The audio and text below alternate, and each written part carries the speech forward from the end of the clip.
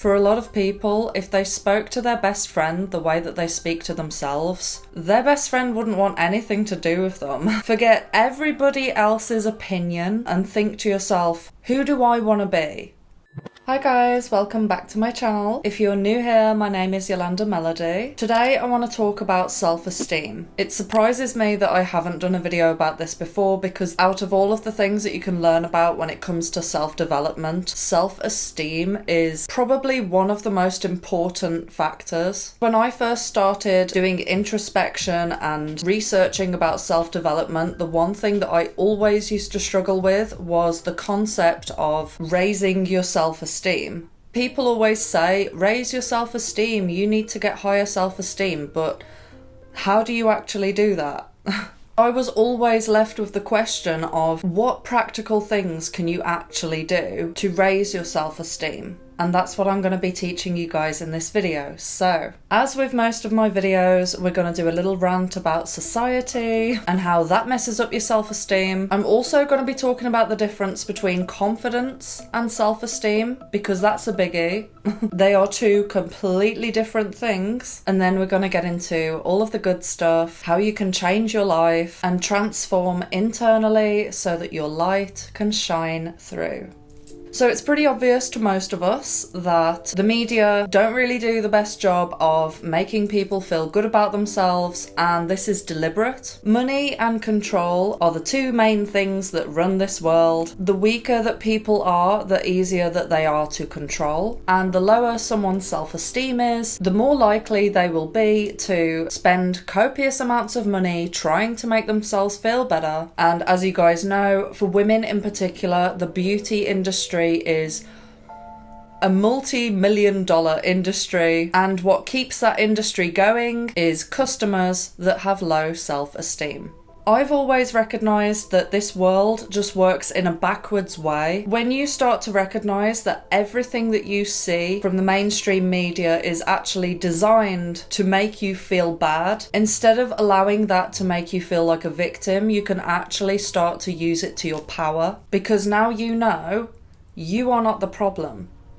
I see it that most of the stuff that is put out in the media is an attack on the mind, and when you realise that you are under attack, you can start to detach from the messages that are being put out there and look at it with a more light-hearted way like I do. I just turn around and say, not today, Satan. Another thing that we have to realise is that low self-esteem is normalised. People who genuinely have high self-esteem are quite few and far between, because self-esteem isn't that easy to actually identify, because a lot of people misinterpret confidence as high self-esteem. And now we're getting on to the difference between self-esteem and confidence. I could teach you in a day to be confident, because confidence really is acting. You can almost mask your low self-esteem with exaggerated confidence, and that is what a lot of people do. It's what I used to do, and certain smart people could see right through it, but a lot of people were fooled. The reason why I'm doing this video is because I know how it feels to have incredibly low self-esteem, and I would say that now is one of the first times in my life where I actually feel like I genuinely have high self-esteem. Someone can teach you how to be confident, and that will solve the external problem. That will solve how other people see you, majority of the time. Confidence is like putting a plaster on a wound, but working on your self-esteem will actually heal the wound, so you don't have to cover anything up. When you have high self-esteem, you don't have to fake it until you make it. You will just glow. Everything will flow naturally for you because it's coming from inside. I also want to point out as well that you can have the lowest self-esteem and be the best looking person in the room. Self-esteem is not directly linked to the way that you look, and a lot of people find that a very difficult concept to grasp, because we've been led to believe that our self-worth is based on our looks. everything in society points towards that ideology. And while I do think that it is so important to feel that you are beautiful on the outside, I also think that it is so much more important to know that you're beautiful on the inside. If you're good looking, but you know that you do things that are immoral, if you think that you're a bad person, if you feel like you're weak, you're gonna have low self-esteem. End of. So the media doesn't just put out messages of why you're not good enough, but then contradicts that by promoting this ideology of you need to just accept yourself for who you are. They send out mixed signals all the time. They've been doing this since day one, and I'm about to show you just how much of a contradiction that is, and also how damaging it is.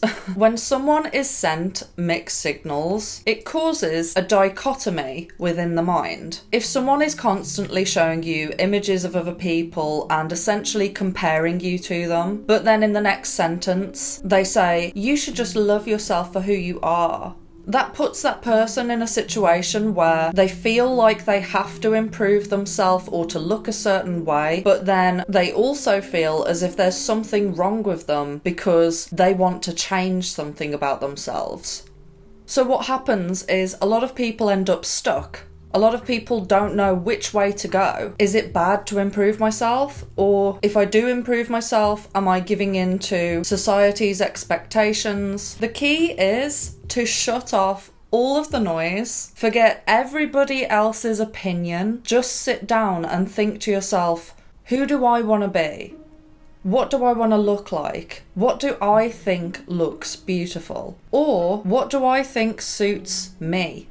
I love looking at curvaceous women. I think that curves are beautiful, but I know that for my body type, I can only get to a certain weight before it starts to go on my face. And I know that at the moment I'm talking about looks. We're gonna get onto the internal stuff in a sec, but this also needs to be talked about, right? I really feel like I've got to the stage where I can appreciate all different beauty types, but I know what suits me, and I'm completely fine with that. One of the most detrimental things that you can do to your self-esteem is to compare yourself to other people. A lot of people are unfollowing all of the Instagram models because they're finding that all they're doing is looking at these pictures and feeling crap about themselves. I think that that is something to take note of. If something is triggering you whilst you're trying to heal from that aspect, do what feels right to you. But when you know that you've got really good self-esteem is when you're able to look at these people that quote unquote have something that you haven't, and to just appreciate that they're on their journey and you're on yours. Just focus on your lane.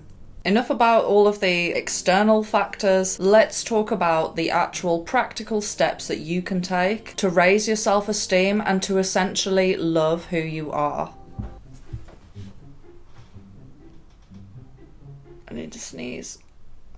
Okay, so the most obvious one, and probably one of the most important, is to start being kind to yourself. Be kind to yourself through your actions, and be kind to yourself with the self-talk. One thing that will really raise your self-esteem is making conscious decisions throughout the day that are loving decisions towards yourself. For example, allowing yourself to rest when you're exhausted. This is a big one. This is something that I've struggled with a lot because I'm all about that YouTube hustle. You will get more done if you are well rested, and you'll work more efficiently as well. A lot of people talk about self-care as in run yourself a bath, put some candles on, exfoliate, do a whole beauty regime. Yes, these things are important, but they aren't the be-all and end-all. The real growth comes from internal work more so. But for the girls watching, whenever you're doing something that is in the self-care category, like having a bath, washing your hair, try to be in the moment when you do that and look at it more like a ritual. Look at it like you're honoring your body, that you're grateful for the body that you've been blessed with, you're grateful that you have good health, and you want to say thank you to your body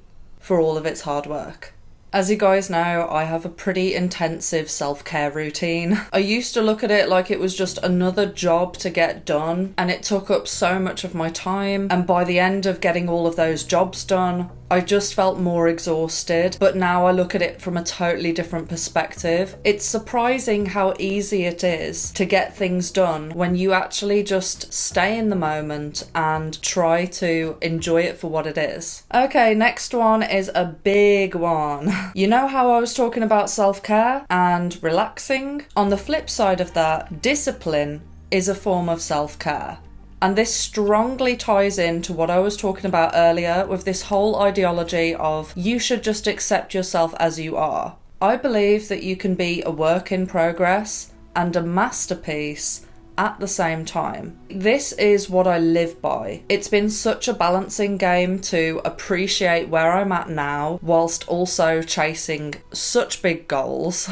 But the problem is as well, thanks to the media, their whole ideology of discipline is toxic in of itself. When I was younger, all I learned about discipline through films and television was having this internal dialogue where you're beating yourself up and you're saying horrible things to yourself in order to get things done.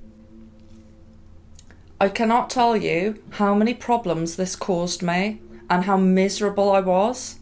Now, looking back, I got so much less done with that negative self-talk, and now I talk to myself like I'm my best friend. I will always talk to myself in a kind manner. The thing about self-discipline is, when you look at it as an act of self-love, everything starts to make sense. Everything starts to work. When I do my glute workout, I'm doing it because I love myself and I can't wait to see my glutes grow bigger. I'm not looking in the mirror telling myself that my butt's flat and that I need to get my ass in the gym, punishing myself for what?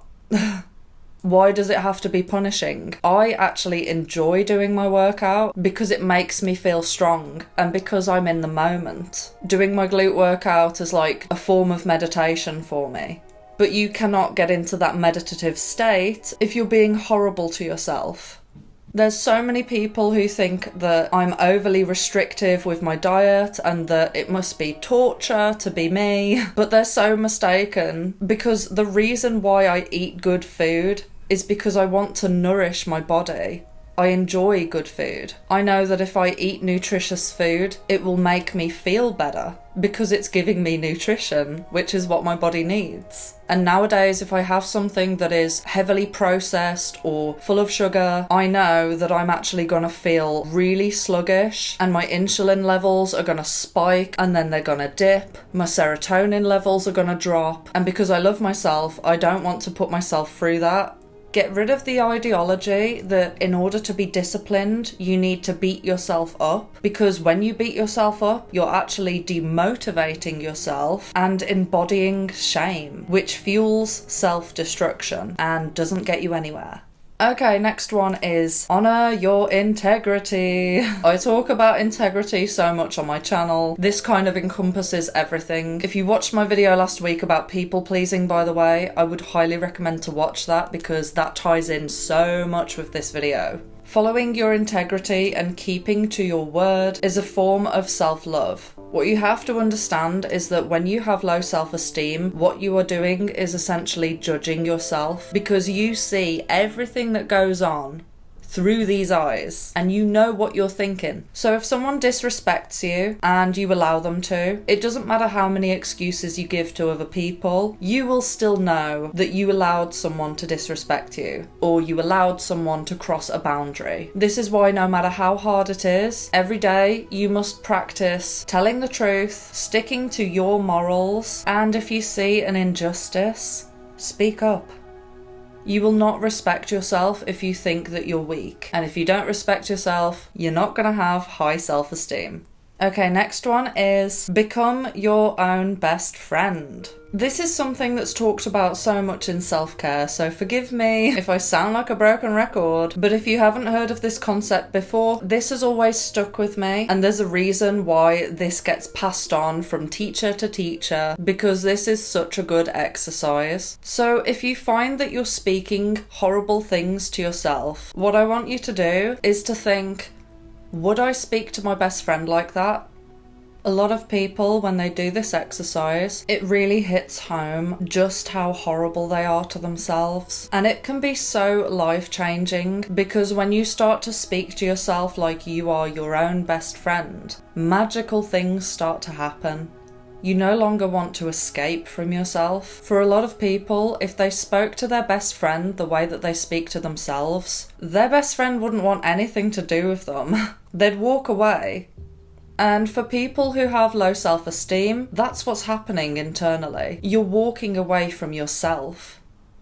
But the best thing is, we all have the power to change today. None of us are stuck. Take back the control. Sometimes doing the work internally can be quite uncomfortable. Sometimes we don't want to look at certain aspects of ourselves, but trust me, when you do, you become so much of a better person, and then you can start to heal others. And then that does wonders for your self-esteem, because you feel like you have a purpose. And last but not least, pretty obvious, but it has to be said, focus on you. Focus on you. You cannot help anybody else unless your cup is full. If you are drained, you're not going to be working at full capacity. Learn to put yourself first, and then once your cup is full, you will naturally be able to spill that over into all of the other cups. So that is the end. If you enjoyed this video, please make sure to drop me a like, subscribe, and hit the notification bell, and leave me a comment. Love you, bye!